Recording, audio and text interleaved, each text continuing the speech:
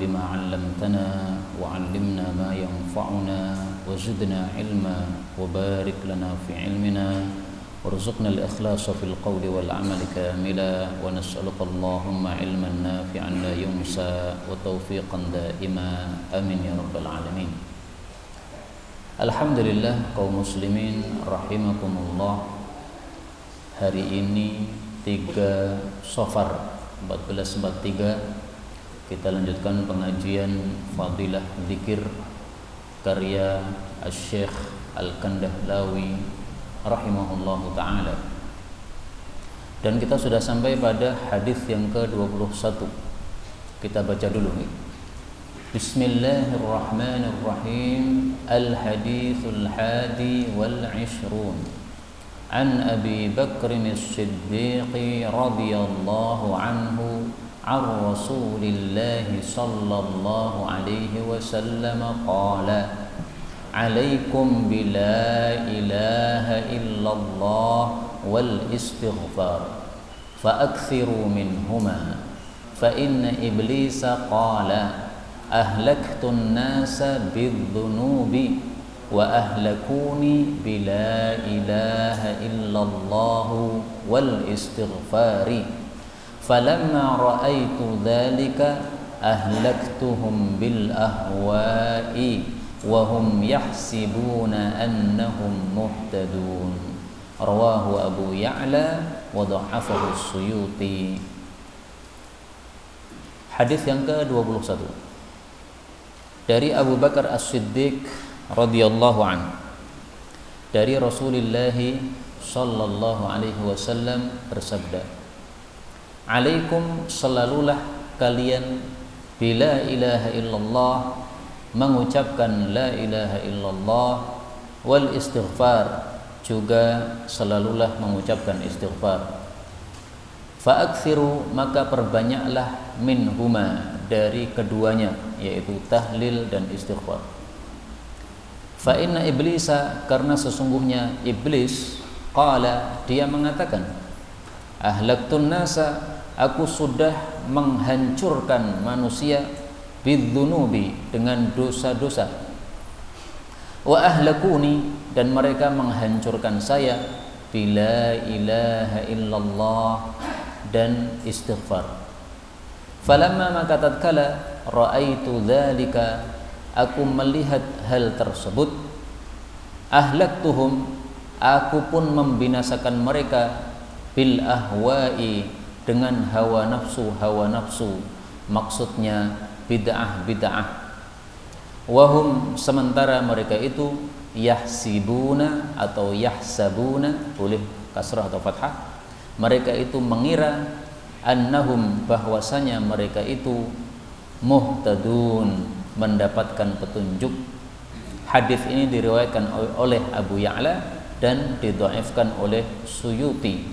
Bahkan Al-Albani mengatakan hadis ini palsu. Kenapa dhaif? Karena di dalam sanadnya ada rawi bernama Utsman bin Matar. Dia seorang rawi yang dhaif. Jadi ringkasnya hadis ini derajatnya apa? Dhaif. Hadis ini isinya adalah perintah untuk melazimi 2 zikir. Pertama adalah tahlil, yang kedua adalah istighfar. Kenapa? Karena 2 zikir ini menghancurkan setan. Yang dimaksud ahlakuni, menghancurkan setan, maksudnya adalah usaha dia gagal. Setan pengen memasukkan kita ke dalam neraka dengan cara apa? Dosa-dosa. Tapi setelah kita ucapkan astagfirullah, kita ucapkan la ilaha illallah, dosa-dosa itu terhapus lagi. Nah, maka setan jadi tidak berhasil menjadikan kita berdosa. Kita sudah dibisiki setan melakukan dosa, kemudian kita diberi ilham oleh Allah atau diberi taufik oleh Allah untuk mengucapkan tahlil, mengucapkan istighfar. Nah, ini dosa-dosa jadi terhapus semuanya. Maka setan katakan ahlakuni, itu berarti menghancurkan saya, yaitu membuat sia-sia usahanya untuk menyesatkan manusia atau menyebabkan manusia masuk ke dalam neraka. Kaum muslimin rahimani wa rahimakumullah, kita ambil beberapa faedah dari hadis ini. Faedah yang pertama, alaikum, selalulah Alaikum itu artinya ilzamu, lazimilah. Melazimi itu maksudnya selalu mengucapkan. Maka hadis ini menghasung kita untuk banyak-banyak mengucapkan tahlil dan istighfar.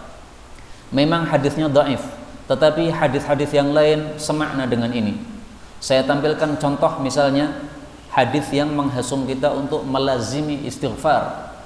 Rasulullah sallallahu alaihi wasallam bersabda, "Man lazimal istighfar," barang siapa yang melazimi istighfar, ja'alallahu lahu, Allah akan menjadikan untuk dia min kulli dhiqin makhraja, dari setiap kesempitan ada solusi, wa min kulli hammin faraja, dan dari setiap kesusahan ada kelonggaran, wa razaqahu min haitsu la yahtasib, dan Allah beri rezeki dia dari arah-arah yang tidak dia sangka. Ini hadis riwayat Abu Dawud dan disahihkan oleh Syekh Ahmad Syakir, seorang ulama Mesir yang terkenal ahli hadis.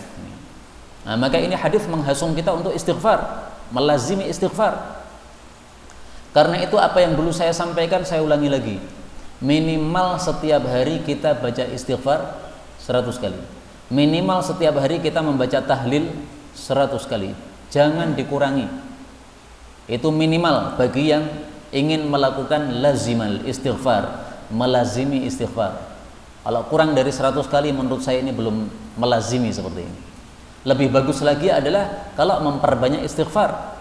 Setiap saat ketika mulut tidak digunakan untuk bicara, kita menggunakannya untuk istighfar atau menggunakannya untuk tahlil. Nah, ini lebih bagus lagi. Ini termasuk melazimi istighfar dan la ilaha illallah.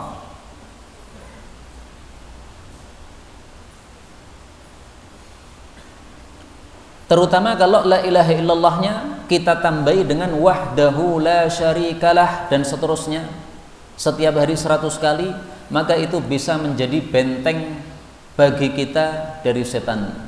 Sebagaimana sabda Nabi sallallahu alaihi wasallam, "Man qala," barang siapa yang mengucapkan la ilaha illallah wahdahu la syarikalah, lahul mulku wa lahul hamdu wa huwa ala kulli syai'in qadir, dalam satu hari 100 kali, maka hal itu sebanding dengan memerdekakan 10 budak dan ditulis baginya 100 pahala dan digugurkan darinya 100 dosa, dan adalah dia itu lahu hirzan, itu menjadi pembenteng minasyaiton, dari setan, yaumahu dzalika hatta yumsi, pada hari tersebut sampai masuk waktu sore harinya.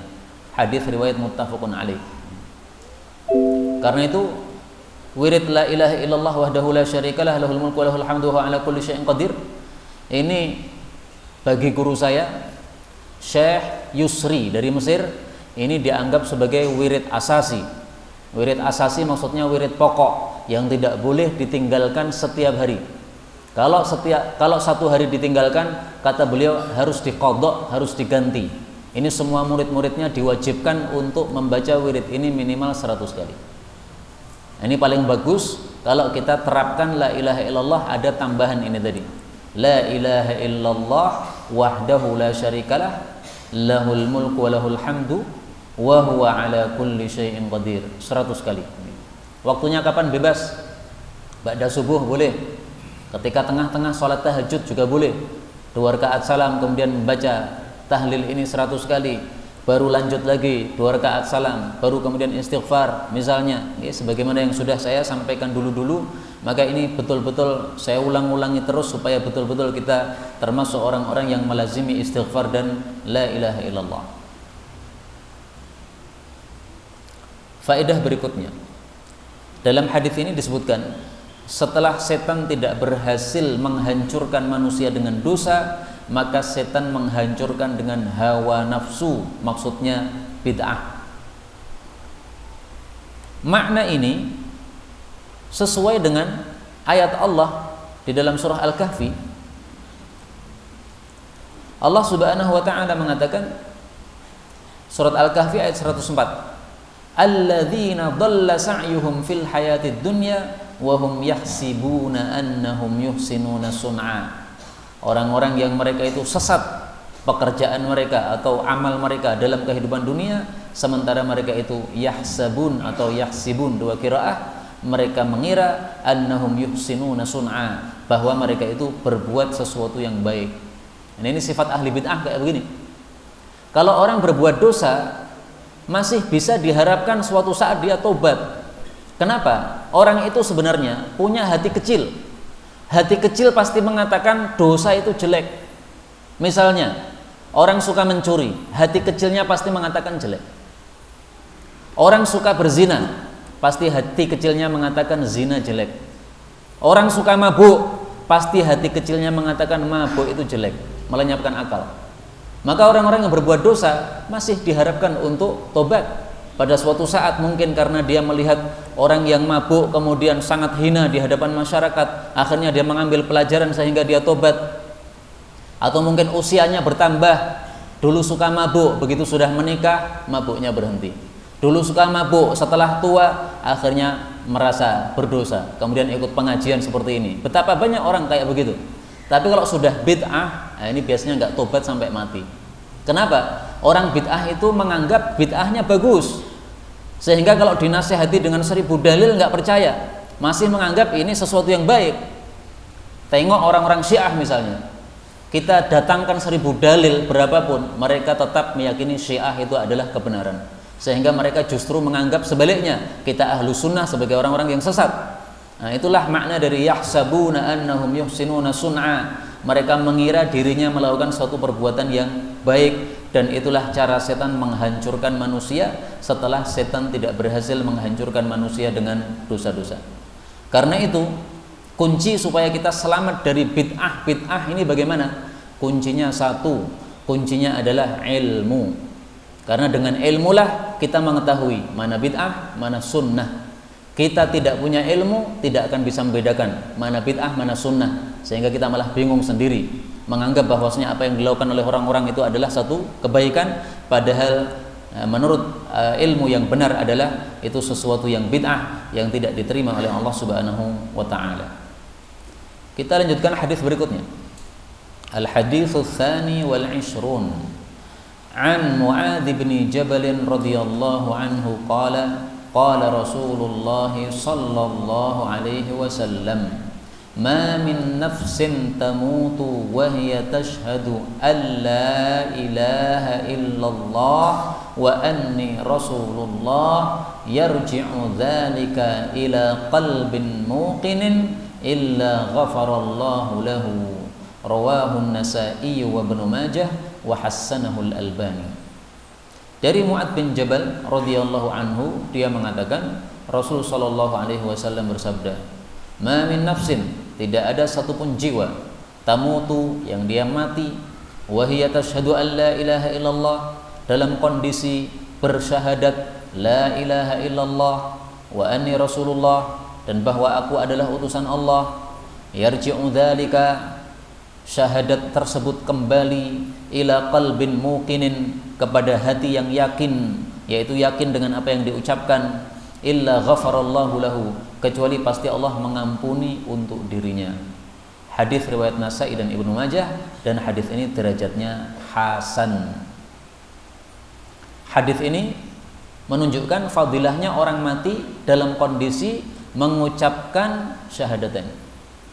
Kalau hadis yang pernah kita baca dulu, orang mati mengucapkan la ilaha illallah. Nah, di sini lebih lengkap, la ilaha illallah Muhammadun Rasulullah. Tapi memang mati husnul khatimah itu tidak harus ditutup dengan la ilaha illallah. Mati husnul khatimah tidak harus ditutup dengan syahadatain. Ditutup dengan amal soleh apapun juga, itu sudah termasuk husnul khatimah.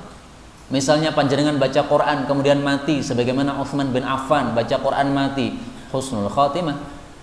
Misalnya seseorang lagi sujud kemudian ketika sujud mati, ini sholat dalam keadaan sholat kemudian mati, husnul khatimah. Seseorang sedang melakukan suatu amalan soleh apapun juga, seperti teman saya mengajar di daerah Kerjo sana. Ketika berangkat mengajar belum sampai tujuan, ditabrak orangnya mendem yang nabrak katanya. Akhirnya beliau jatuh ke tanah, mati. Nah, ini mati husnul khatimah. Kenapa? Karena matinya dalam kondisi jihad fisabilillah, yaitu menyampaikan ilmu agama. Ini termasuk husnul khatimah. maka tidak harus ditutup dengan apa? La ilaha illallah Muhammad Rasulullah. Tapi inilah fadilah orang yang mati mengucapkan la ilaha illallah Muhammad Rasulullah, maka semua dosanya diampuni oleh Allah Subhanahu wa taala. Mudah-mudahan semua kita mati husnul khatimah, masuk jannah tanpa hisab, tanpa azab. Amin ya rabbal alamin. Kemudian kita ambil beberapa faedah dari hadis ini. Faedah pertama, hadis ini diriwayatkan oleh Mu'adz bin Jabal. Mu'adz bin Jabal termasuk sahabat-sahabat muda Nabi SAW. Sahabat dibagi dua, ada sighar yang muda-muda, ada kibar yang tua-tua. Nah, Mu'adz ini termasuk sahabat sighar, sahabat yang muda-muda. Tapi meskipun muda, dia punya fadilah yang sangat besar, sampai dipuji oleh Rasulullah sallallahu alaihi wasallam. Beliau mengatakan, wa a'lamuhum bil halali wal harami Mu'adz bin Jabalin. Orang yang paling alim di antara umatku terhadap halal dan haram adalah Mu'adz bin Jabal radhiyallahu anhu. Hadis riwayat Abu Ya'la sahih. Dan hadis ini sekaligus menunjukkan bahwa ilmu tentang hukum halal haram ini adalah satu fadilah yang besar. Maka Rasulullah sallallahu alaihi wasallam memuji Mu'adz bin Jabal dengan sebab tersebut. Mu'adz adalah orang yang paling paham tentang hukum halal haram. Hadis yang lain tentang Mu'adz bin Jabal, sungguh sangat mulia Mu'adz bin Jabal ini, meskipun dia masih anak muda.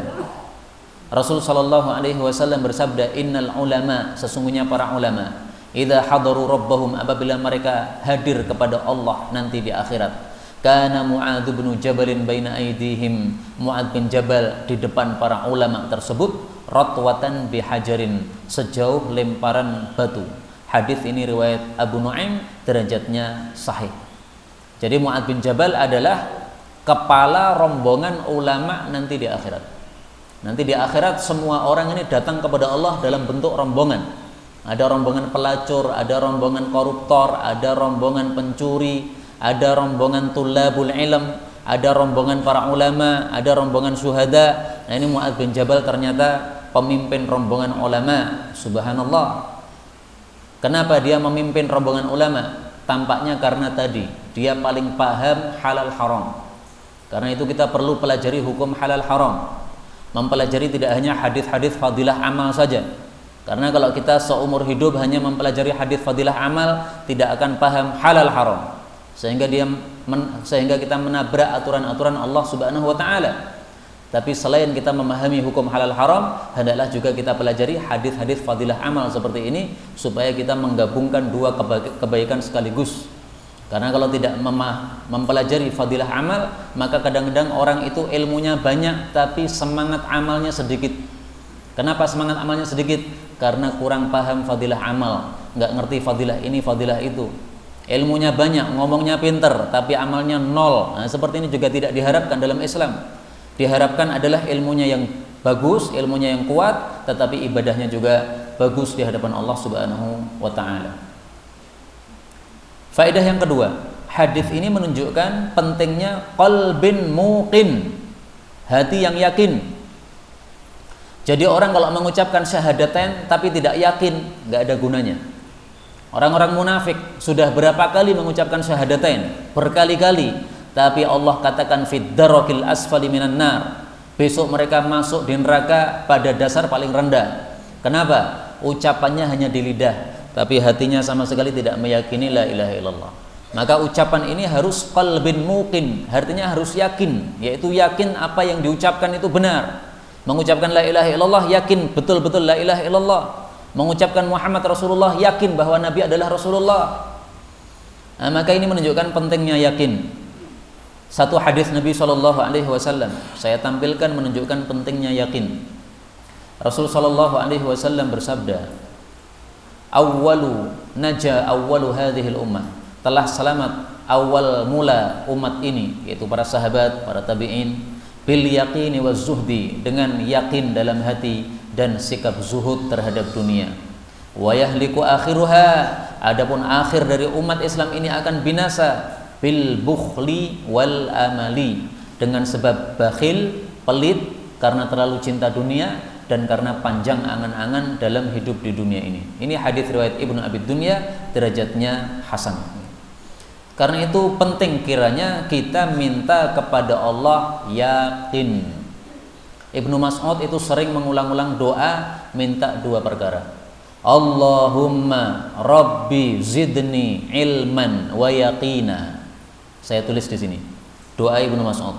Rabbi zidni ilman wa yaqina. Mari kita baca 3 kali. Rabbi zidni ilman wa yaqina.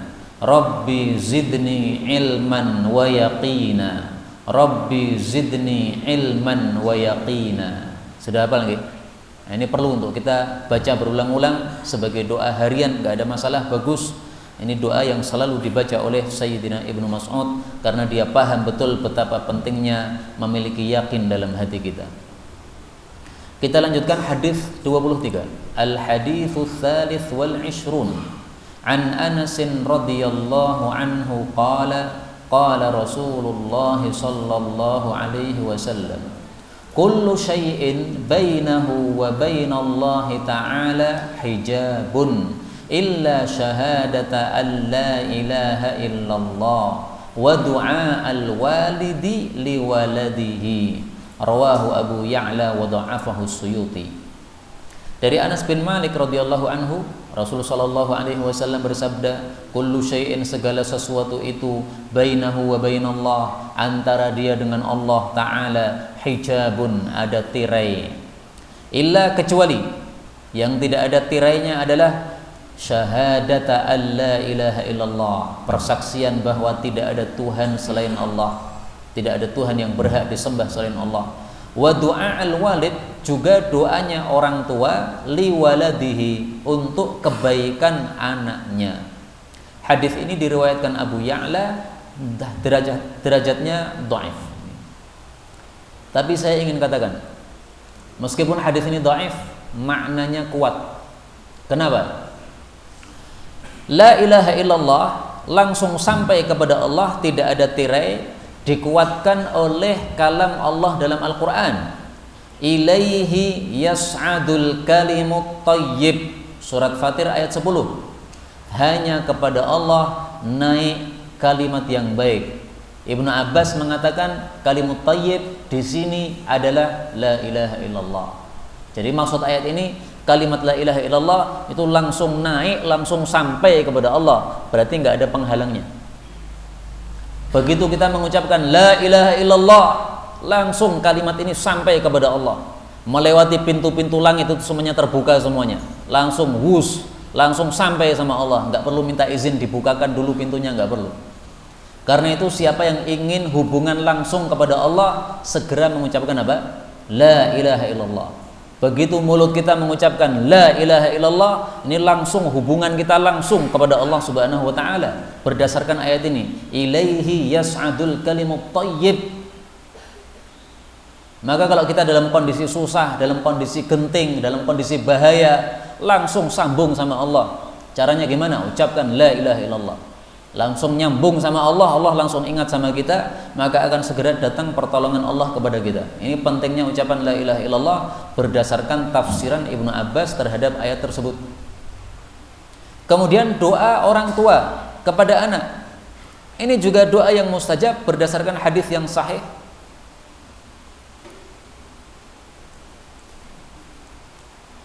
Rasulullah sallallahu alaihi wasallam bersabda, Thalathu da'awatin, ada 3 doa, yustajabu lahunna, yang pasti dikabulkan, la syakka fihinna, yang tidak diragukan tentang 3 doa tadi bahwa pasti dikabulkan.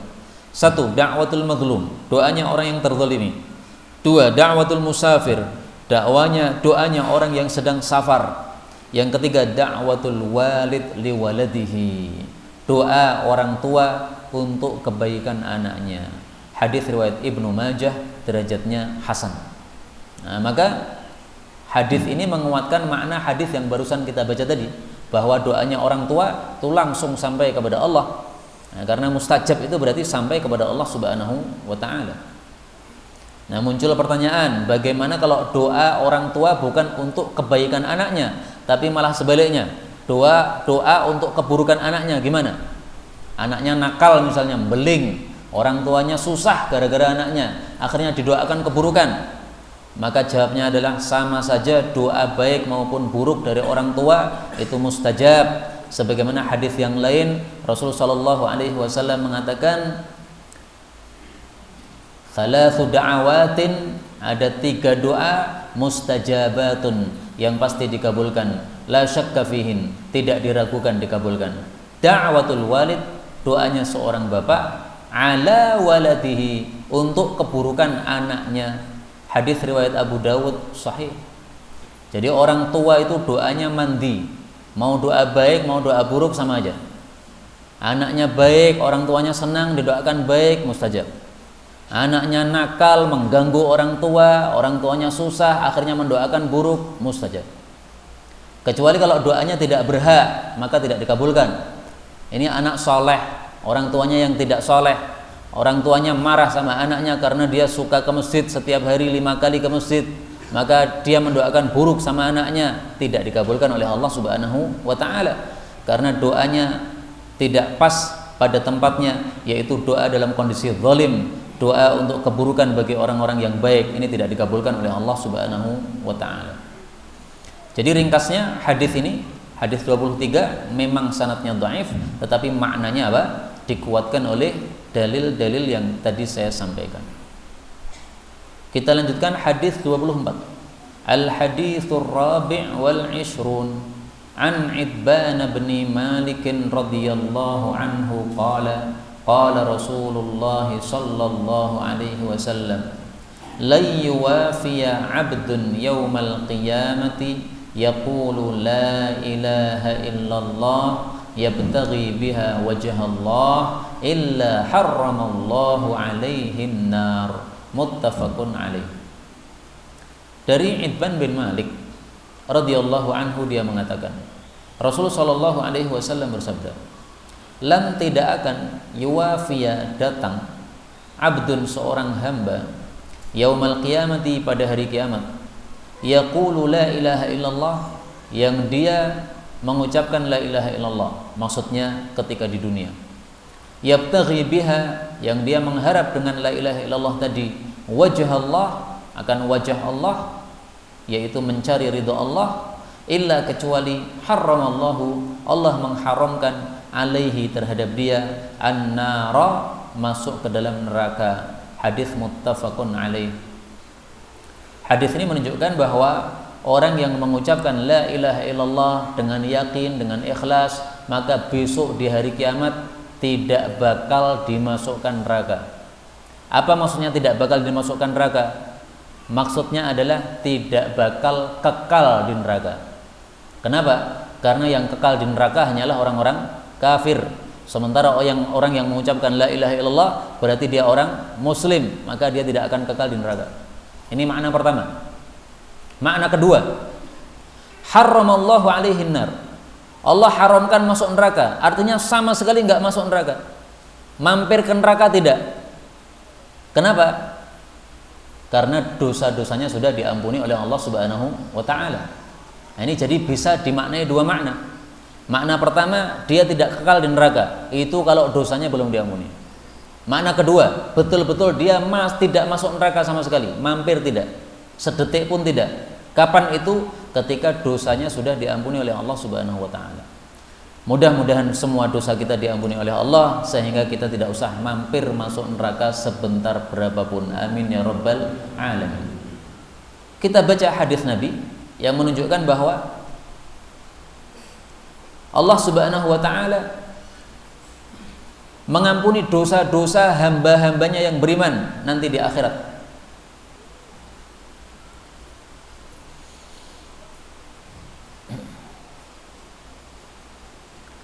Rasulullah sallallahu alaihi wasallam bersabda, innallaha ta'ala yudnil mu'min, sesungguhnya Allah besok akan mendekatkan orang beriman, yaitu mendekatkan kepada Allah. Fayadau alaihi kanafahu wa sitrahu minan nas, lalu Allah meletakkan kepada orang beriman ini akan sitirnya, penutupnya dari para manusia. Wa yuqarriruhu bidzunubi, dan Allah menjadikan dia mengakui semua dosanya. Fayaqul, Allah berkata, ata'rifu dzanba kadza? Apakah kamu ingat dosa ini? Ata'rifu dzanba kadza? Apakah kamu ingat dosa ini? Jadi ditampilkan itu dosa-dosanya. Kan dosa kan sudah tercatat semuanya, ditampilkan. Kamu ingat enggak ini kamu melakukan ini hari ini pada jam ini? Fayaqulu, maka orang beriman ini mengatakan, na'am ay rabbi, betul wahai Rabbku. Hatta idza qarrarahu bidunubihi, sehingga ketika Allah sudah menjadikan dia mengakui semua dosanya, wa ra'a fi nafsihi annahu qad halak, dan dia sudah yakin bahwa dia pasti akan binasa, masuk neraka gara-gara dosa-dosa tersebut. Qala, ternyata Allah mengatakan, fa inni qad satartuha 'alaika fid dunya, maka sungguh aku ini sudah menutupi kamu, menutupi dosa-dosamu tersebut ketika kamu masih di dunia. Wa ana aghfiruha lakal yaum, dan saya mengampuninya untuk kamu pada hari ini. Jadi maksudnya dulu ketika di dunia kamu melakukan dosa-dosa, tapi kamu tidak mengumbar dosa-dosa itu, kamu tutupi dirimu, kamu sendiri sebenarnya tahu bahwa itu dosa, sehingga melakukannya dengan sembunyi-sembunyi, tidak berani terang-terangan karena malu. Nah, maka oleh Allah kemudian diampuni waktu di akhirat kelak. Tsumma yu'ta kitab hasanatihi biyamini, kemudian diberilah dia catatan amal-amal baiknya dengan tangan kanannya. Akhirnya dia masuk jannah langsung tanpa mampir ke dalam neraka. Ini hadisnya sahih, riwayat muttafaqun alaih. Tapi tolong hadis-hadis seperti ini jangan menyebabkan kita jadi melanjutkan maksiat. Jangan kemudian mengatakan yang penting saya maksiatnya sembunyi-sembunyi, tidak di depan orang banyak. Tidak begitu. Hadis-hadis seperti ini fungsinya untuk memberikan semangat kepada orang-orang yang baik untuk segera meninggalkan maksiatnya. Adapun maksiatnya yang sudah dilakukan, kadang-kadang dilakukan karena kalah oleh nafsunya, maka itu masih ada kemungkinan dimaafkan oleh Allah Subhanahu wa taala. Tapi kalau meremehkan seperti ini biasanya tidak diampuni oleh Allah.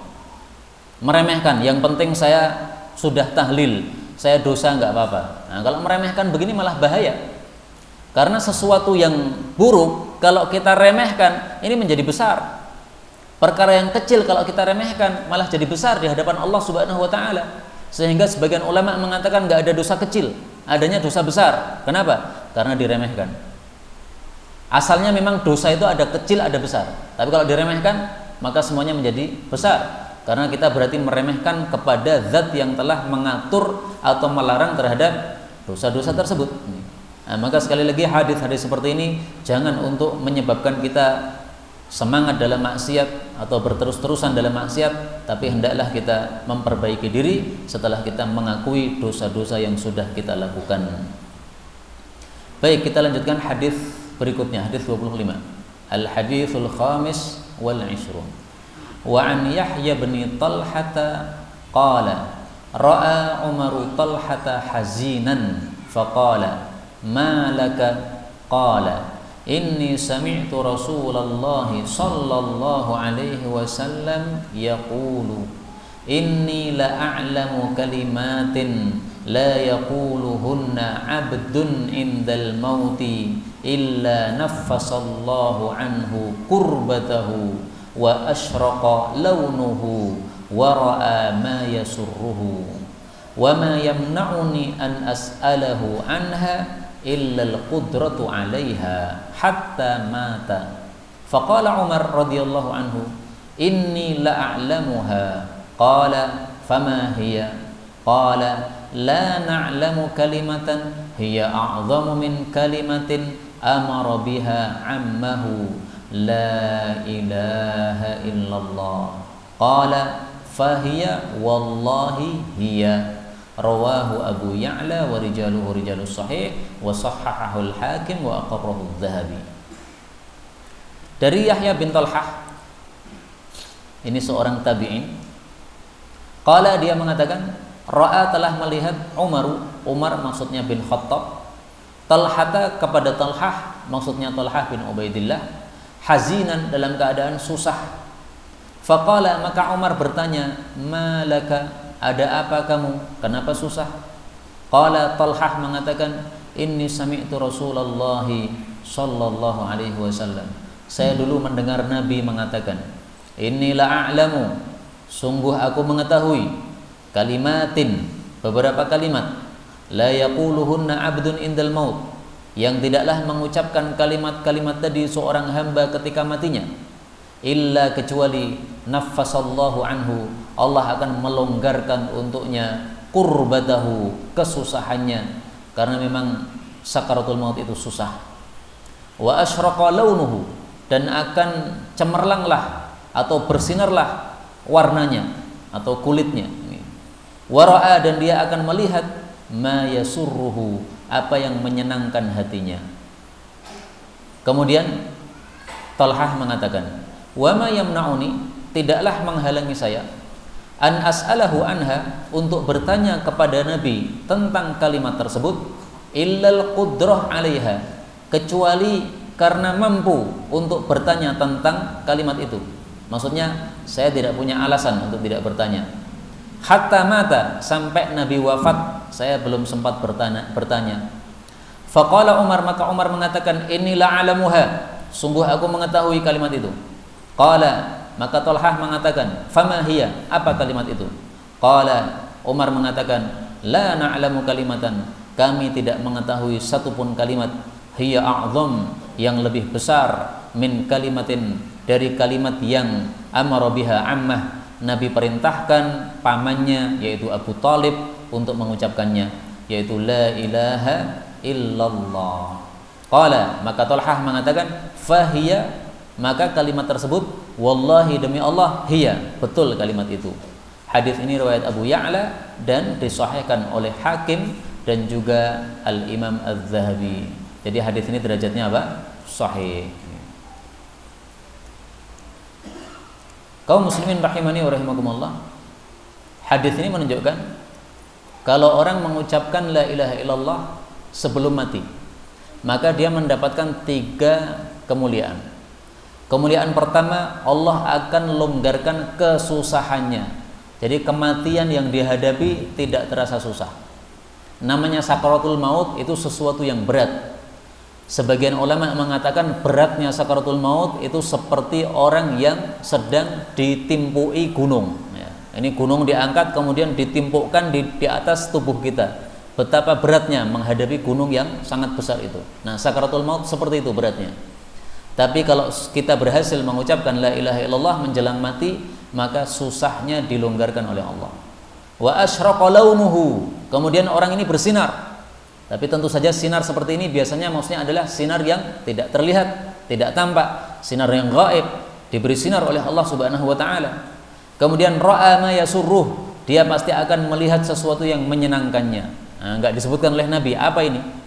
Apakah melihat para malaikat yang datang dalam bentuk yang bagus, yang rupa yang menyenangkan, atau mungkin melihat amalnya dibentukkan oleh Allah dalam bentuk yang menyenangkan sehingga ketika dia mati dalam keadaan senang, dia mengeluarkan nyawanya dari tubuhnya dalam keadaan senang karena melihat sesuatu yang menyenangkan. Nah, ini adalah 3 fadilah yang diberikan oleh Allah ketika seseorang mati mengucapkan la ilaha illallah. Karena itu mudah-mudahan semua kita bisa mengucapkan la ilaha illallah sebelum mati kita, sebagai akhir kalimat sebelum mati kita, sehingga kita mendapatkan husnul khatimah yang sangat-sangat sempurna. Amin ya rabbal alamin. Kemudian kita ambil beberapa faedah dari hadis ini. Faedah yang pertama, yang dimaksud Talhah di sini adalah Talhah bin Ubaidillah. Siapa dia? Dia termasuk 10 orang yang dijamin Nabi masuk ke dalam surga. Rasulullah SAW pernah mengatakan, Abu Bakar masuk jannah, Umar masuk jannah, Uthman masuk jannah, Ali masuk jannah, Talhah masuk jannah, Zubair masuk jannah. Sudah 6 ya. Abu Ubaidah bin Jarrah masuk jannah, Abdurrahman bin Auf masuk jannah, Sa'ad bin Abi Waqqas masuk jannah, Sa'id bin Zaid masuk jannah. 10 orang. Apakah yang dijamin masuk jannah hanya 10 orang? Sebenarnya tidak. Tapi kenapa mereka disebut sebagai 10 orang dijamin masuk jannah? Karena pada waktu itu Nabi dalam satu majelis seperti ini menyebutkan langsung 10 nama ini, sehingga terkenal disebut sebagai 10 orang dijamin masuk jannah. Dan Talhah ini dijamin juga oleh Nabi akan mati syahid Sebagaimana sabda Nabi SAW dalam hadis yang sahih, Talhatu syahidun. Talhah bin Ubaidillah ini adalah orang yang akan mati syahid. Yamshi ala wajhil ardi, berjalan-jalan di atas muka bumi. Maksudnya sekarang ini dia masih berjalan-jalan di atas muka bumi, masih hidup, tapi nanti dia mati syahid. Ini hadis riwayat Ibnu Majah dan hadis ini derajatnya sahih. Satu pelajaran menarik tentang biografi Talhah yang kita ambil pelajarannya, bahwa Talhah ini pada perang Uhud, karena dia melihat Rasulullah SAW dikeroyok oleh orang-orang kafir, maka dia ambil pedangnya, kemudian dia membentengi Nabi dengan tubuhnya, sehingga Nabi SAW dikeroyok oleh orang-orang kafir, menyerangnya kepada Talhah karena Rasul ditaruh di belakang tubuh dia. Akhirnya jari-jarinya Talhah ini pada putus karena dia dikeroyok oleh orang-orang kafir. Nah, ketika jari-jarinya putus, dia mengatakan hasi. Hasi itu kalau orang Jawa mengatakan waduh. Nah, kemudian Rasul SAW berkomentar. Apa komentar Nabi? Nah, ini komentarnya sangat penting. Maka mari kita lihat hadisnya yang diriwayatkan oleh Al-Imam An-Nasai di dalam kitab Sunannya. Jadi orang baik ya kadang-kadang bisa salah juga. Talhah ini meskipun sudah dijamin masuk surga, tetapi pada waktu jari-jarinya putus, dia mengatakan hasi, waduh. Mestinya dia mengucapkan apa? Inna lillahi wa inna ilaihi raji'un. Ini hadisnya riwayat Imam Nasai pada hadis 3149. Faquti'at asabi'uhu, jari-jarinya putus ini Talhah ini. Faqala hasi, maka dia mengatakan waduh. Faqala Rasulullah sallallahu alaihi wasallam, maka Rasulullah bersabda, "Lau qulta bismillah."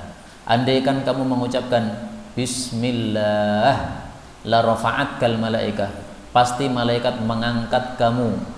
Wan nasu yanzurun, sementara orang-orang pada melihat kamu, diangkat malaikat ke langit. Tsumma, kemudian raddallahu al-musyrikin, Allah pun mengalahkan orang-orang musyrik dalam perang Uhud tersebut. Jadi dari hadis ini kita ambil pelajaran bahwasanya kalau kita mendapatkan satu musibah, maka kita ucapkan apa? Bismillah. Maka ucapan ketika ada musibah itu banyak yang diajarkan oleh Nabi SAW. Kita disyariatkan mengucapkan bismillah berdasarkan hadis ini. Disyariatkan mengucapkan alhamdulillah berdasarkan hadis Baitul Hamdi. Disyariatkan mengucapkan inna lillah wa inna ilaihi raji'un berdasarkan ayat Quran dalam surat Al-Baqarah. Disyariatkan mengucapkan qaddarallah wa ma syaa fa'al berdasarkan hadis yang sahih. Nah, ini kalau semuanya diucapkan bagus. Ini hadis riwayat Nasai, oleh Imam Nasai dikasih judul apa? Babu ma yaqulu man yata'anuhul aduwu.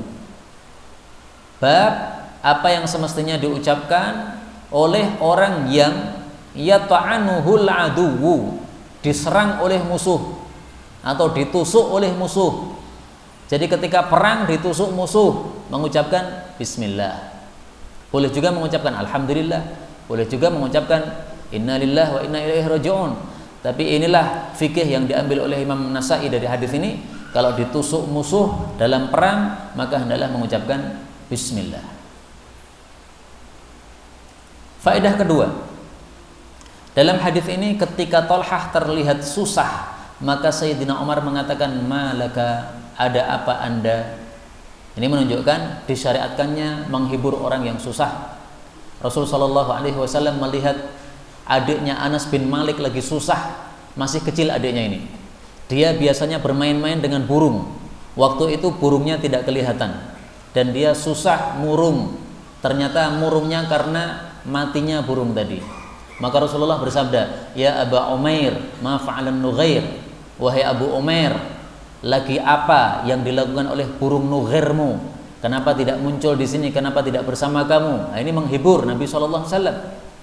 Karena itu kalau ada orang susah, syariat kita adalah menghibur, dihibur, ditanya ada apa, kalau bisa dibantu dibantu, kalau tidak bisa maka didoakan. Rasulullah SAW bersabda, afdalul a'mal, amalan yang paling utama, atau ahabbul a'mali ilallah, amalan yang paling dicintai oleh Allah, maksudnya paling besar pahalanya, sururun tudkhiluhu ala muslim. Kesenangan, kebahagiaan yang engkau masukkan pada seorang muslim. Hadis ini diriwayatkan oleh Ibnu Abi Dunya dalam kitab Qada'ul Hawaij. Faedah berikutnya, hadis ini menunjukkan bahwa yang menyebabkan Tolhah susah itu gara-gara dia menunda pertanyaan sampai akhirnya Nabi wafat belum sempat tanya. Itulah yang dimaksud oleh dia, wa ma yamna'uni an as'alahu anha. Tidaklah menghalangi saya untuk bertanya kepada Nabi tentang kalimat tersebut illal qudrah 'alaiha, kecuali kemampuan untuk bertanya. Maksudnya apa? Sebenarnya saya mampu untuk bertanya. Jadi maksudnya saya nggak punya alasan untuk tidak bertanya sebenarnya, hanya karena menunda-nunda saja. Akhirnya sampai Nabi wafat saya belum sempat bertanya. Sekarang saya jadi menyesal, kata Tolhah. Nah, di sini kita ambil dua pelajaran. Pelajaran pertama, bahwasanya para sahabat mereka sangat mementing-mentingkan masalah ilmu, sehingga susah gara-gara satu ilmu terlewat. Kalau kita kan biasanya susah karena dunia terlewat, uang hilang dan sebagainya. Nah, itu susah. Kalau para sahabat yang membuat susah bukan dunia, tapi terlewatnya ilmu. Karena itu para sahabat sangat rakus untuk menghadiri kajian-kajian yang disampaikan oleh Rasulullah sallallahu alaihi wasallam. Sayyidina Umar dan tetangganya, dua orang, bergantian untuk menghadiri pengajian Nabi. Karena Nabi hidupnya di tengah-tengah kota Madinah, sementara Umar bin Khattab hidupnya agak di pinggiran. Dan dia harus bekerja mencari nafkah. Kalau tidak mencari nafkah, tidak bisa menghidupi anak istrinya. Nah, maka dia sepakatan dengan tetangganya. Satu hari kamu ngaji sama Nabi, nggak usah kerja, saya yang kerja. Besok hari saya yang ngaji sama Nabi, kamu yang kerja. Hasilnya dibagi dua, Masya Allah. Jadi sampai rela untuk tidak kerja satu hari. Kenapa? Untuk ngaji sama Rasulullah sallallahu alaihi wasallam. Nah, sekarang kita ini sudah dimudahkan oleh Allah. Kerja sudah jalan, menghadiri pengajian mampu tanpa harus merusak usaha kita. Nah, maka kemudahan ini mestinya kita nikmati, kita syukuri. Nikmat besar dari Allah Subhanahu wa taala. Maka kalau kita mudah untuk menghadiri pengajian, mampu, dan pengajiannya dekat dengan rumah kita, tidak mau datang padahal kita mampu untuk hadir, pekerjaan sudah cukup, sudah dicukupi oleh Allah Subhanahu wa taala, makannya, minumnya, nah, maka ini sungguh keterlaluan, tidak bisa menghargai ilmu yang sangat dimuliakan oleh Allah Subhanahu wa taala. Maka ini di sini Talhah sangat sedih gara-gara satu ilmu terlewat dari dia. Dia belum sempat tanya kepada Rasulullah sallallahu alaihi wasallam. Pelajaran yang kedua, hadis ini menunjukkan atau cerita ini menunjukkan tidak bagusnya menunda-nunda kebaikan. Gara-gara menunda-nunda akhirnya terlewat, menyesal sendiri. Nah, karena itu para ulama melarang kita menunda-nunda kebaikan. Ada satu ungkapan yang sangat bagus saya tampilkan dari kitab Hilyatul Auliya tentang masalah menunda-nunda ini. Ini bukan sabda Nabi tapi perkataan ulama. An Abil Jaldi qala, Abul Jaldi mengatakan, wajadtu, saya mendapati, at-taswifa, menunda-nunda, adalah jundan, sebagai tentara, min junudi iblis, dari tentara-tentaranya iblis. Qad ahlaka khalqan, menunda-nunda itu sudah membinasakan makhluk, min khalqillahi katsira, makhluk yang banyak dari makhluk-makhluknya Allah Subhanahu wa taala. Jadi menurut para ulama, menunda-nunda kebaikan itu adalah tentara setan. Setan yang mengirim kepada kita. Jam 3 bangun, maka setannya membisikkan, nanti aja jam 3:30 karena sekarang subuhnya 4:30. Jadi bangunnya 1 jam sebelum azan subuh. Nah, ini namanya taswif, menunda-nunda kayak begini. Siapa yang ngasih tahu bahwa usia kita sampai 3:30? Bisa jadi usia kita 3:30 kurang 5 menit, malaikat maut datang. Betapa menyesalnya kita kalau kita menunda-nunda seperti itu. Jam 3 sudah bangun, mata sudah melek, tapi gara-gara azan subuh 4:30, maka kemudian bangunnya menunggu 3:30. Ternyata 3:30 kurang 5 menit malaikat maut datang. Betapa menyesalnya kalau kita seperti itu. Karena itu jangan menunda-nunda. At-taswif, menunda-nunda itu adalah jundun min junudi iblis. Itu tentara setan, itu yang ngirim itu setan, itu yang membisikkan itu setan, seperti itu.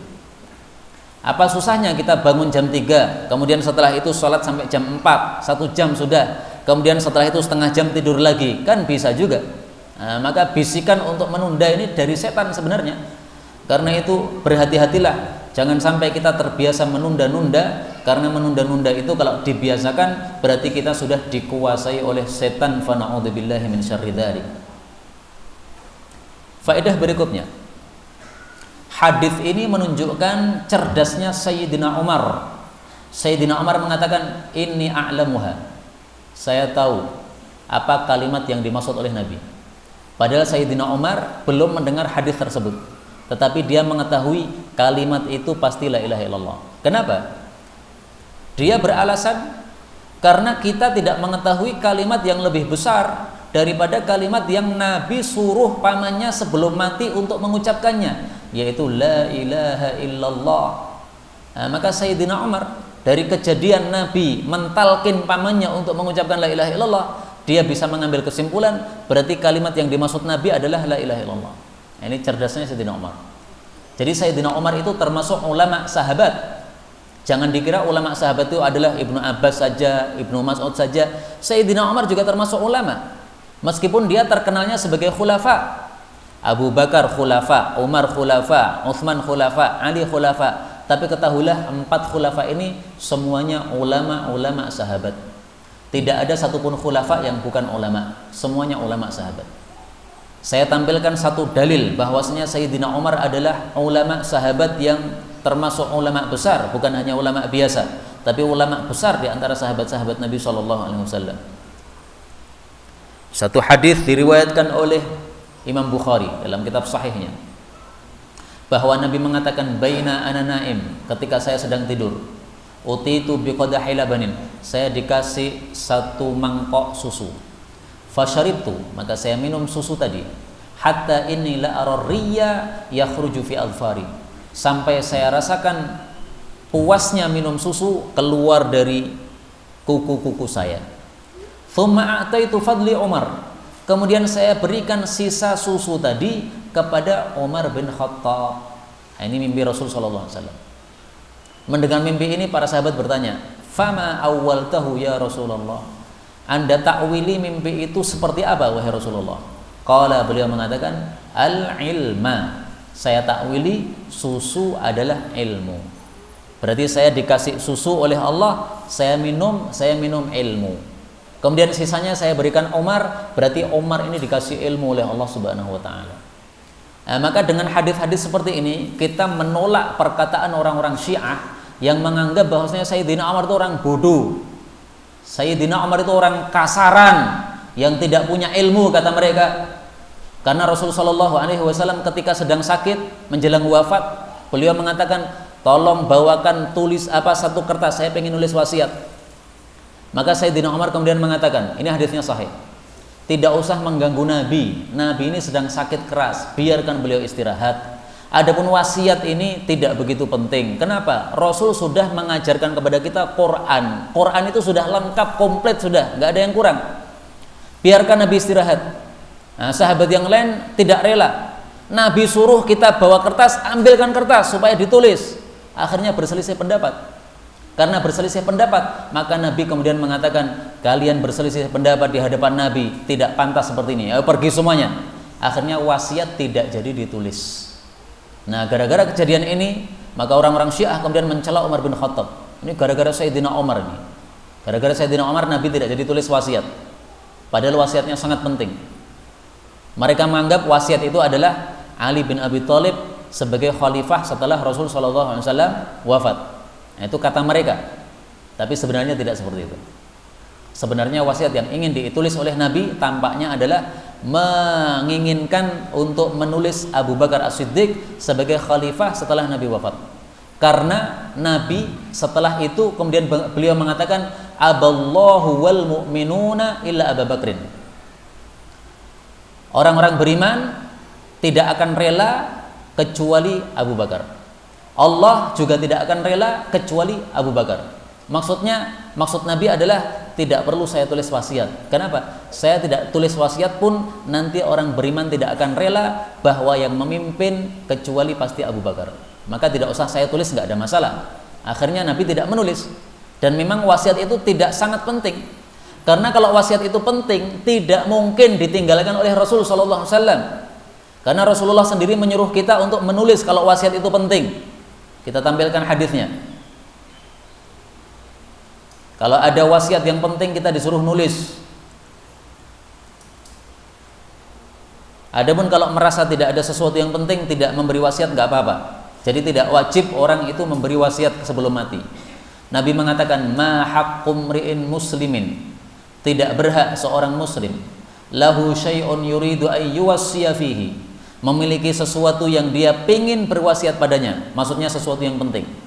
Yabitu lailatain, tidak berhak dia bermalam 2 malam illa wa wasiyatuhu maktubatun indahu, kecuali wasiatnya sudah tertulis di hadapan dia. Hadis muttafaqun alaih.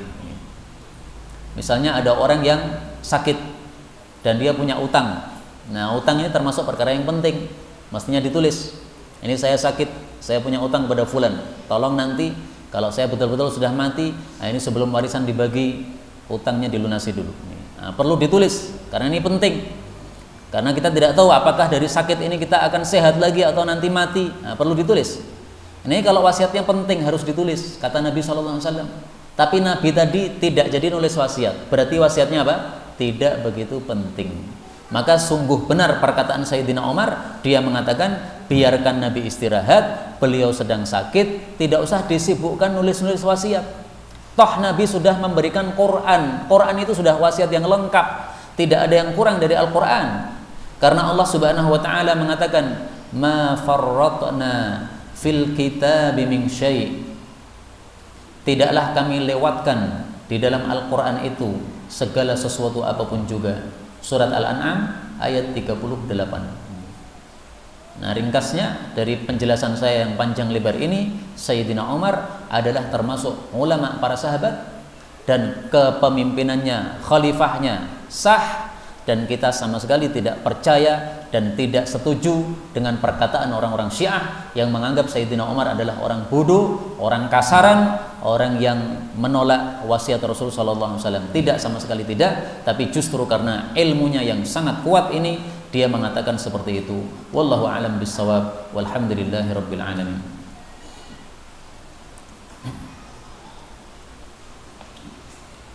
Masih ada sisa waktu sedikit. Ada pembahasan apa enggak? Mau enggak, Pak?